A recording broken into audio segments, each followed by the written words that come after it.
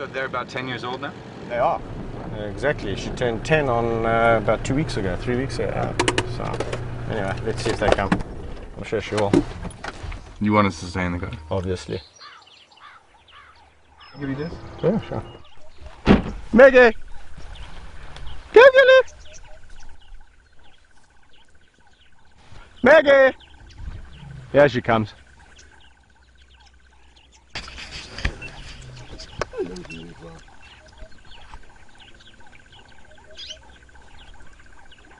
How you want, sweetie?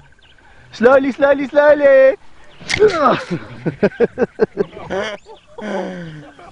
Oh, wow. Where have you been? Where have you been?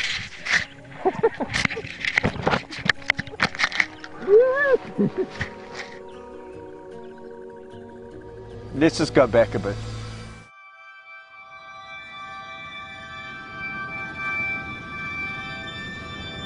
I lie down there next to them and I just think, you're just so beautiful. What would I do to make you better? I can't. As a kid, I could really only remember lions in storybooks. I would always imagine, lions to be wandering the plains of Africa and, exactly where, what you doing? Exactly where they should be. Oh.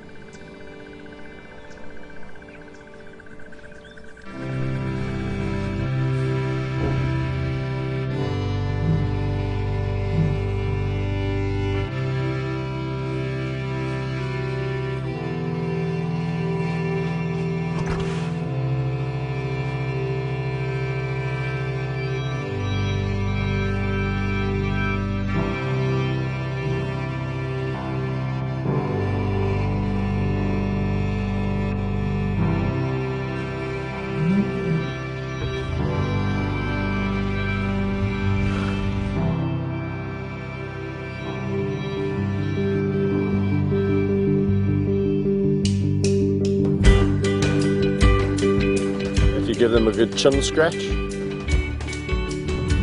They're very happy, content cats. Hyenas, it's the neck. So if you scratch a hyena's neck, they really love it. What do you say about that? People around the world still think that Africa is this place teeming with game. Iconic archetypal Africa. Sure. And it just doesn't happen. When a species disappears from a habitat, one's got to look at why. Talk about any species, you've got the same dilemma. Habitat loss. Habitat, habitat, habitat. Even reserves like this, the area is not big enough. You could drive for days. Nothing. They're all gone. Not a single animal. Wow. Oh wow. What I have been able to do with my unique relationships is capture people's attention. It's about trying to see numbers in the wild increase and trying to figure out how we're going to achieve that. Just ignore her, she's fine. If we Googled your name right now, what would come up? The Lion Whisperer would come up, and there'd be more than likely several pictures of me doing pretty much there'd be several pictures of me pretty much doing what I'm doing now. Do you see yourself as a lion whisperer? There's a phrase that people coined because of the relationships that I have, the ability to interact with these animals without having to make them submit through fear. Then yes. Here's my big boy. Here's my big boy. Hello, where's my big boy? Hello, my big boy. Oh, that's nice. Hey. What have you guys been doing? Where are you going? You must be nice. To pinpoint what I specifically like about a lion is extremely difficult. There's something about the black on the back of the ears. It's very soft fur, completely different to the rest of the body. Oh la la ma. Oh, they're so nice. Me, where do I fit in the pride? I'm just another member of this group.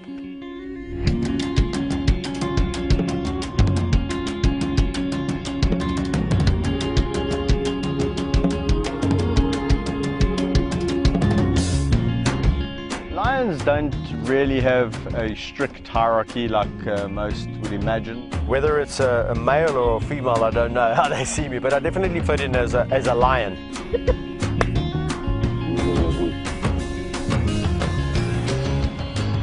I know each individual quite intensively. That's my job, to get to know each character and to get to bond and relate to certain characters. Obviously, like people, you're going to relate to certain individuals better than others. The other one's got the camera. Well, hyenas are really interesting animals because, unlike lions, they do have a strict hierarchy. Completely misunderstood, where everyone thinks that they are just smelly, rotten scoundrels and scavengers.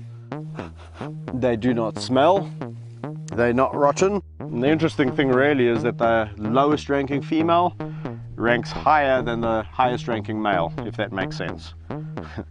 So it's quite an interesting little society. Now I'm just going to get a job, I'll walk around with them, walk a bit with them. I'm going to introduce you guys. Let's go and see the others. Come.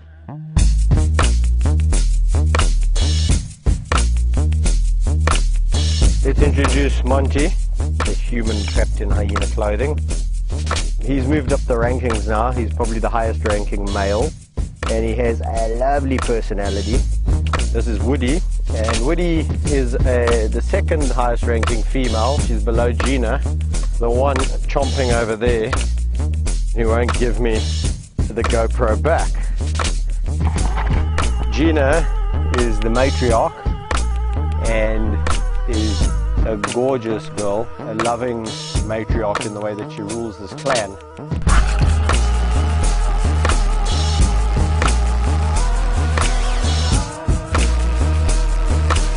With the hyenas, you've got to be pretty high up in the ranking.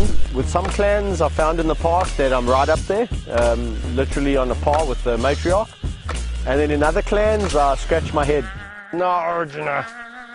Having worked with them for about 13 years, I'm only beginning to scratch the surface. The lions would kill me if they heard me say this, but for survival, I would rather be a hyena.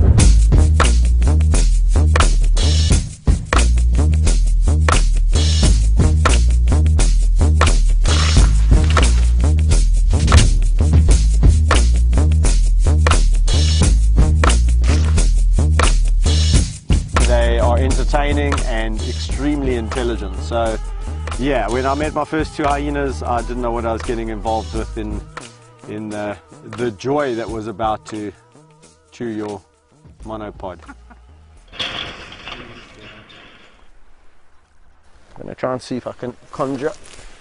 Where's Woody? Oh yeah, they are. They're hiding behind this bush, yeah. Keeping an eye on us. Why are you two being so naughty? Oh yeah, my goodie. They're almost like saying, you should be here. 1, 2, 3.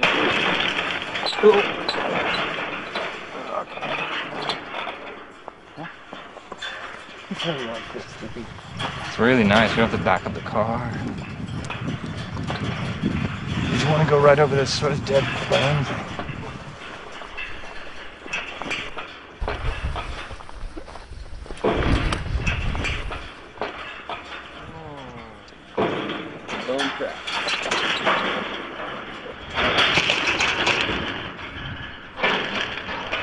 How about their personalities? Like they have such a cartoonish like face and character. So people generally see a friendly side and they go, ah, and it lulls people into this false sense of security.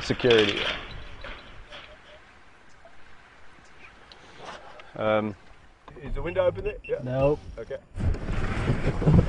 What's you do? Yep, it's on the car. I open the sun over here. What you do, boy?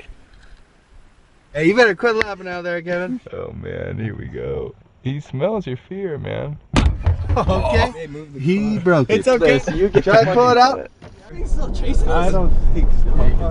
We don't really have many places to go. He's running now. No, go. Okay.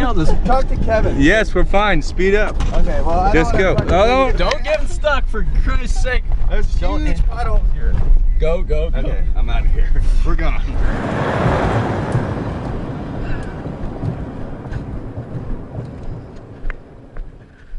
The interactions have always been boisterous.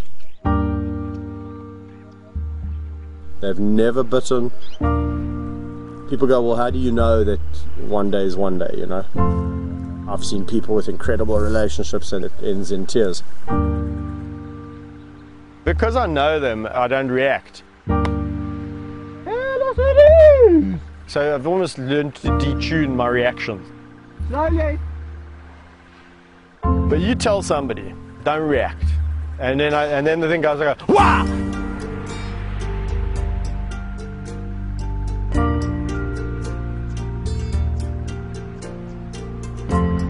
Meg and Amy, since the day, you know, literally they opened their eyes, they were jumping on me.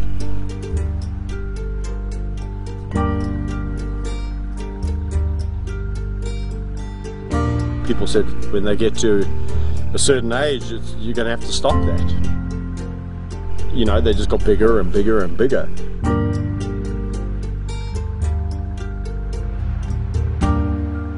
The most incredible thing about them is how we met. I know their mother intimately, and she didn't want to look after them. Picks them up by the scruffs of their necks and dumps them in the water bin. I grab them out the water and hand raise them. No two lions are the same. To me, it's like looking at two different human beings. Meg is more outgoing, and Amy is a little bit more dependent on Meg. They are a fantastic duo, and yeah, they've lived a really incredible life. They've seen more places than most wild lions would ever dream about seeing. You have one son, right? I do. And you're expecting another child? I am. Son or daughter? A daughter. For my kids, what I really hope the legacy will be is that they have something to go into pertaining to the wild. As a whole, lions are not doing well. They've declined down to miserable numbers. I'm trying my damnedest to create awareness. People see me interacting with the lions, and I think they start to think, well, gee, imagine Africa without lion.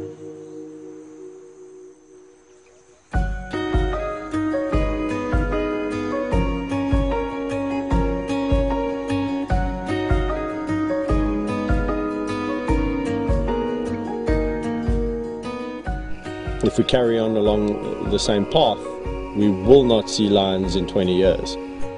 When my last lion dies here, we'll probably be talking about the last lions been seeing in the wild. We don't need clever humans coming in and telling the animals how to do what they know how to do naturally. Giving back habitat and restoring habitat. That would be utopia. We want to set a precedence to tell the world that we love our iconic species, being the lion, and we're here to protect it.